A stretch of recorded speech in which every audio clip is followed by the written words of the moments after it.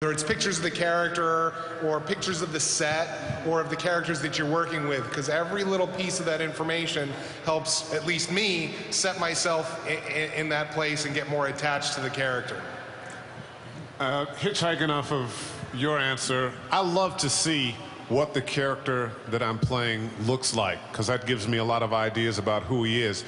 But more importantly, I want to know what is the backstory on that character? Where did he come from? How does he feel? What are the things that he does? How does he feel about the other characters that he's working with? What's inside of him? What's in his heart and what's in his head? Those are the things, to me, that really start forming that character for me. And also, what does your character want? That's the biggie.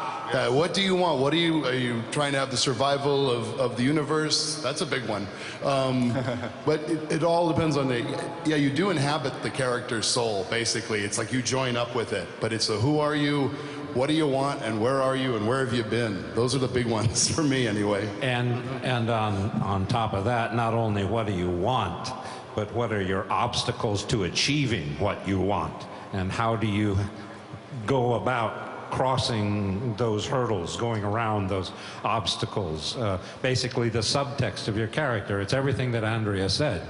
It's not just doing a voice, it's acting. It's knowing how to... I also look at it as, how do I serve the story best? I mean, where is my character within the story? And also, the first thing I said to Andrea when we started working, I said, keep me honest.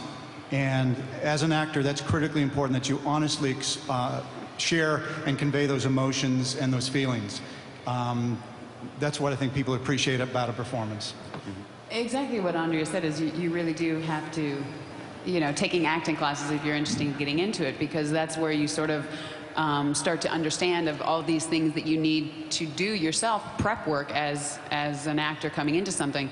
For me, I'm newer at voice work, and I find I actually have to almost visualize the character more so than I do in front of the camera, because in front of the camera you're actually running around the scene. If you're running around with a gun, like when I was doing Sarah the other day, I think last week. Right. I'm running, I'm shooting the gun, everything like that. In front of the camera, you're actually doing that. I mean, mind you, it's a prop gun, but you're still actually running around doing that. So it's easier to become the character and feel like you are the character.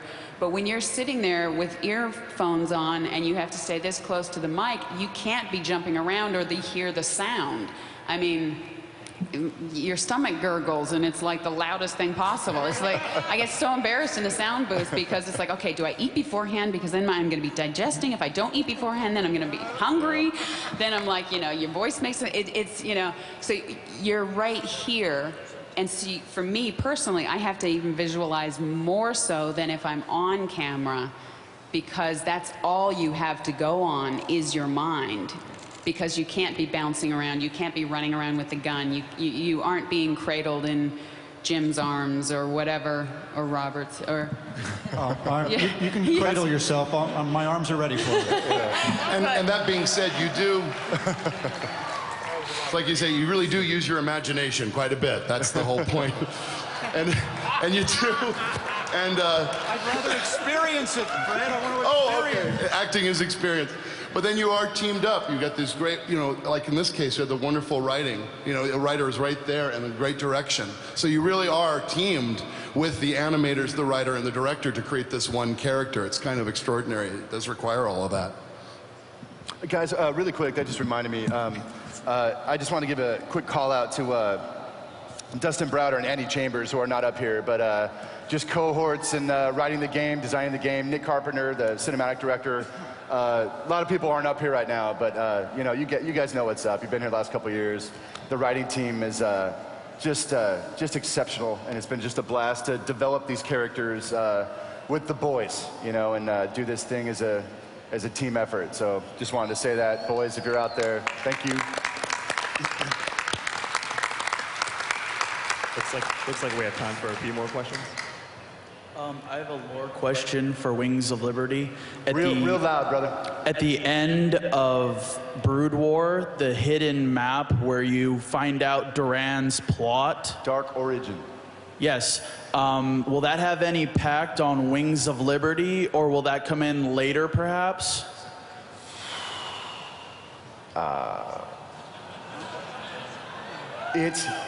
It heralds everything.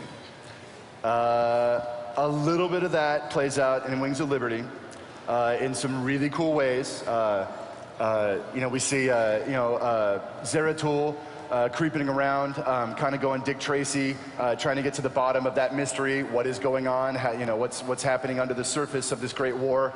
It plays out a little bit in Wings of Liberty, but it really is, if you can say that at some level, the heart of StarCraft II and StarCraft in general, as far as I'm concerned, is Raynor and Kerrigan, right? And that thing that may or may not happen with these crazy kids, right? If that's the heart of the story, the theme that Dark Origin kind of sets in our minds is essentially the spine of ultimately the great questions of the StarCraft universe will be unveiled overall. Again, it plays out over 3 chapters, and I probably could have answered that with a third of the words, but so. Did I answer that satisfactorily? You guys gravy? All gravy? Thank you. Thank you. My question was, I was wondering, is the core cast signed for all 3 chapters so the voice acting continuity is right there all the way to the end? Sure we are, aren't we? We certainly want that to happen. Yes. We certainly want that to happen.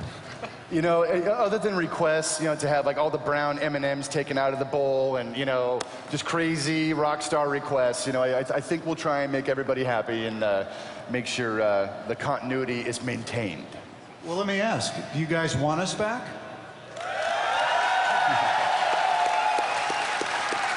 Okay. My question pertains to the StarCraft lore. Do you have any intention to purge Kerrigan of her Zerg infection and liberate her from her involuntary role as Queen of the Zergs? Oh, that's a hell of a question, man. I know, you don't. I know.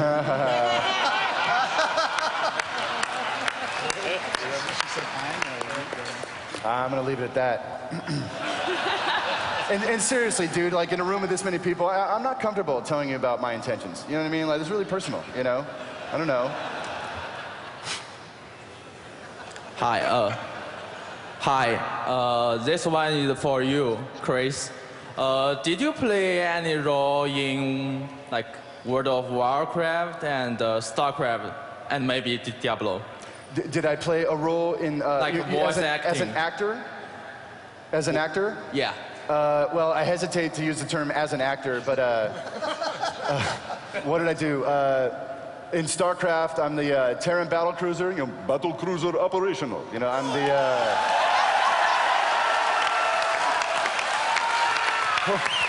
Wow. How about, how do I get out of this chicken shit outfit? I'm the Terran Marine. The original Ghost, Ghost reporting. I'm the original Ghost. World of Warcraft, I am Thrall. Actually, I did Logosh as well, which is not very good, but forgive me. I am Thrall. So all that. I don't know, guys. All sorts of stuff, like Ragnaros, I think, any number of bosses, but I hesitate to use the word actor, but I have had the privilege of serving with distinction in that geeky capacity. It's a shame he has no skills, huh? Slug. Our final question. This is for Robert and James. In the original, there's a lot of talking directly to the player who is a character. Is there a lot of difference in acting when you have to talk to someone who doesn't exactly exist as anyone you hear? And as a side question, is the magistrate still exist, or in the lore is he going to be kind of pushed aside? As an actor, when you're acting, you're always talking to someone. And we use substitution. At least that's what I do. So that I have somebody specifically in mind that I'm talking to, whether that happens to be a character, I'll personalize that. I'll use somebody from my own life so that I'm actually talking to somebody that I know, somebody that I have a relationship with. And I'll find a relationship or find a relationship. I'll use somebody where that relationship makes sense for the person that I'm talking to within the game. So that way, where I'm coming from is a place of truth and reality as opposed to just, you know, talking to something that doesn't exist. Because as an actor, for me, I can't connect to that. But if I want to communicate with somebody, if I want to talk to, like I'm talking to you now, I'm talking to you specifically, and you know that I'm talking to you. So, as far as the lore is concerned, Chris? Well, right. Well, yeah. Chris, so as far as the Magistrate goes, you know, at the end of the day, guys, in the original game, the Magistrate was really a contrivance to help tell the story, right? It was never intended to be a really fleshed out character. But it's funny that it feels that way, right? Like, in some ways, our tools for telling story in the original game were very crude, right? You know, you play the map, you know, there wasn't a whole lot of story in the map, like you saw with things like Warcraft 3, but you'd bounce into these glue screens where, you know, had these, you know, goofy windows and these little heads, you know, yelling at each other, and, you know, the Magistrate, it did feel like a fictional part of the universe, but with this game, we wanted to bring the characters a little more forward and not have that half step in between the player and, you know, Raynor, for instance. So we've kind of done away with it, but it does pose an interesting question. Is that character still out there in the lore somewhere? You know, it's, you know, perhaps, you know. Also, just to continue with the talking to someone, one of the things that I mentioned about it seemed to go so quick, this whole game, and I'm only there for, you know, a couple of days, you know, 3.5, 4 hours, something like that. One of the reasons why it went so quick is because of our director right here, Andrea. She is so freaking good at getting what she needs from the actors and the characters, and bless her as well, she reads with you. So you're not just, I'm not just blanketly saying words, which you do sometimes in some voiceover situations. You don't get the benefit ever of the other line, just what you're reacting to and what she said. I really want to stress, most acting is reacting. That's what acting is. So it was great to have her in the booth, be able to read not only just your cue line, but read the other characters if there are 5 or 6 paragraphs of lines ahead of that, which you may need as an actor for the situation to be alive in and be reacting to, until such time as your actual line comes up. So it's, we were never, I was never speaking in a void. I was always actually speaking, reacting to a very specific voice and a very specific word, which really is a huge help. Right. That's true. Looks like that's going to end our Q&A. Let's give it up again for our panelists. Where's that at? You're watching BlizzCon, only on DirecTV. Welcome back to BlizzCon, live here on DirecTV in high definition. You just saw it. Tricia Helfer from Battlestar Galactica is going to play Kerrigan in the brand new StarCraft 2. And the fans here are having fun playing Blizzard games. StarCraft 2, Diablo 3, and the brand new World of Warcraft Cataclysm, which was announced live yesterday, and you saw it right here on DirecTV.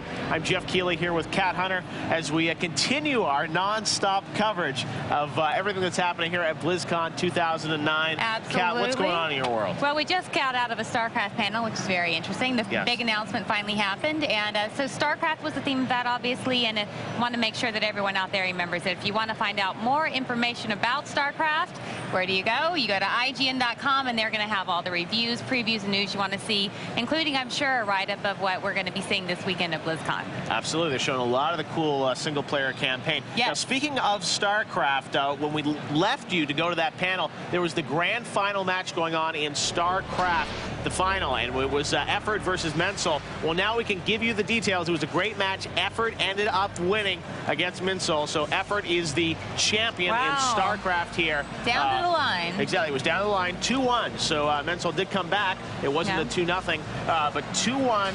Effort is the winner in the StarCraft tournament, and that wraps up that tournament here at BlizzCon. A lot of money on the line for that. Now, we also have a lot of things going on around the convention. Kat and I have been interviewing all the executives from Blizzard, but Joe Garcia, our field reporter,